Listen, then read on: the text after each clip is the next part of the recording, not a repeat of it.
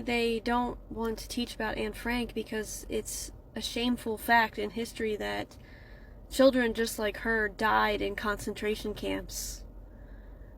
Women, men, Jewish people, gay people died in concentration camps because the man in charge during that time period was insane and evil and had small man syndrome and heinous acts by people who followed that man blindly, like a cult, if that rings a bell in our current culture. That's why they don't want to teach it, because they don't want you to reflect on the fact that a young girl named Anne Frank forcibly had to live her life, what little of it she had, the last remaining teenage years, in an attic with 8 people.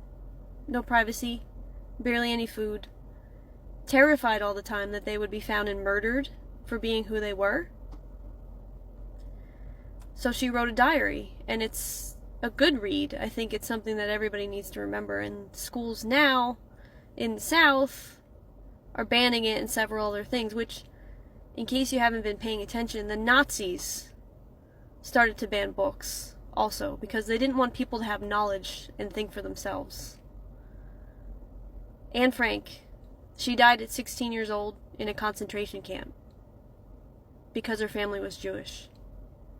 She had an abundance of talent and youth and her whole life ahead of her that she could have lived happily without really probably harming another living person. She had no time to sin,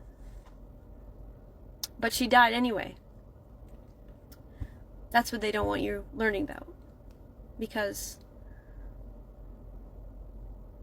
it's not fear-mongering to say that we're headed in that direction now.